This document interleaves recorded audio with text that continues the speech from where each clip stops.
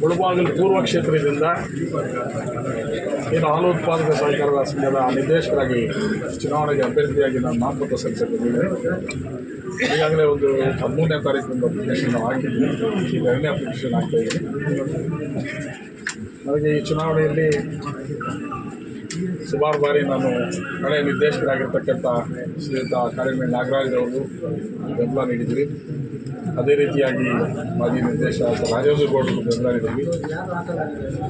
ಈಗ ಅವರೇ ನನ್ನ ಪ್ರತಿಸ್ಪರ್ಧಿಗಳಾಗಿದ್ದಾರೆ. ಚುನಾವಣೆಯಲ್ಲಿ ನಾನು ಪಕ್ಷೇತರರಾಗಿ ಸ್ಪರ್ಧೆ ಮಾಡಿದ್ದೀನಿ. ಅವರು ಪಕ್ಷದಲ್ಲಿ ಗುರುತಿಸ್ಕೊಂಡಿದ್ದಾರೆ.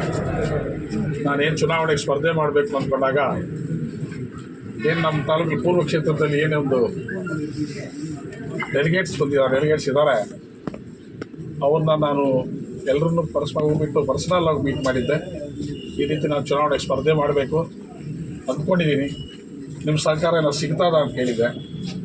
ಅವ್ರು ಮನಸ್ಫೂರ್ತಿಯಾಗಿ ನಮ್ಮ ಸಹಕಾರ ಸಿಗ್ತದೆ, ನೀವು ಪ್ರತಿ ಸಾರಿ ಯಾರೋ ಒಬ್ರಿಗೆ ಮಾಡ್ಕೊಂಡು ಬರ್ತಾಯಿದ್ದೀರಿ, ಈಗ ನೀವು ಬೇಕು ಅಂತ ಕೇಳ್ತಾಯಿದ್ದೀರಿ, ನಿಮ್ಮ ಸಹಕಾರ ಇರ್ತದೆ, ನೀವು ಚುನಾವಣೆಗೆ ಸ್ಪರ್ಧೆ ಮಾಡಿ, ಯಾವುದೇ ಕಾರಣಕ್ಕೆ ನೀವು ವಾಪಸ್ ತೆಗಿಬೇಡಿ, ನಿಮ್ಮ ಸಹಕಾರ ಕೊಡ್ತೀವಿ, ನಮ್ಮ ಮತನೂ ನಿಮ್ಗೆ ಕೊಡ್ತೀವಿ, ಯಾವುದೇ ಒತ್ತಡ ಇದ್ರೂ ಕೊಡ್ತೀವಿ ಅಂತ ಹೇಳಿದ್ದಾರೆ. ಅದೇ ಒಂದು ಮಾತಿನ ಮೇಲೆ ಅಪ್ಲಿಕೇಶನ್ ಹಾಕಿದ್ದೀನಿ. ಇತ್ತೀಚೆಗೆ ಕೂಡ ಎಲ್ಲ ಒಂದು ಡೆಲಿಗೇಟ್ಸ್ನ ನಾನು ಕಾಂಟ್ಯಾಕ್ಟ್ ಮಾಡಿದ್ದೆ.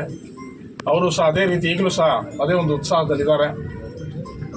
ನಾವು ನಿಮ್ಮ ಬೆಂಬಲ ಕೊಡ್ತೀವಿ, ನಿಮ್ಮ ಮತ ಕೊಡ್ತೀವಿ ಅಂತ ಹೇಳಿದ್ದಾರೆ. ಆ ಒಂದು ನಂಬಿಕೆ ಮೇಲೆ ನಾನು ಇವತ್ತಿನ ಚುನಾವಣೆ ಸ್ಪರ್ಧೆ ಮಾಡಿದ್ದೀನಿ. ಏನು ನನಗೆ ಒಂದು ಆಶ್ವಾಸ ಕೊಟ್ಟಿದ್ದಾರೆ, ಅವ್ರು ಯಾವುದೇ ಕಾರಣಕ್ಕೂ ಸಹ ಮಾತು ತಪ್ಪಲ್ಲ ಅನ್ನೋ ನಂಬಿಕೆ ನನಗಿದೆ. ಮಾತು ತಪ್ಪಕ್ಕೆ ಆಗೋದಿಲ್ಲ ಅಂತ ಕೂಡ ಒಂದು ನನ್ನ ವಿಶ್ವಾಸನೇ ಇದೆ. ಯಾಕಂದರೆ ನನಗೆ ಅವ್ರ ನಡುವೆ ಅಷ್ಟು ಒಡನಾಟ ಅಷ್ಟು ಚೆನ್ನಾಗಿದೆ. ಆದ್ದರಿಂದ ಆ ವಿಶ್ವಾಸ ಮೇಲೆ ನಾನು ಕಂಟೆಸ್ಟ್ ಮಾಡಿದ್ದೀನಿ. ನಾನು ಗೆಲ್ತೀನಿ ಒಂದು ನನ್ನ ವಿಶ್ವಾಸ ಇದೆ. ನನ್ನ ತಾಲೂಕಿನ ಜನ ನನಗೆ ಮತ ಕೊಡ್ತಾರೆ, ನನಗೆ ನನ್ನ ಮೇಲೆ ವಿಶ್ವಾಸ ಇಟ್ಟು ನನಗೆ ಕೊಡ್ತಾರೆ.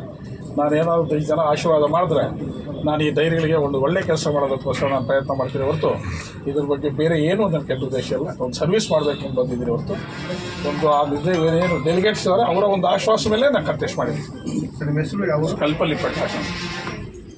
ಸರ್, ಈಗ ಶಾಸಕರು ಅದೆಲ್ಲ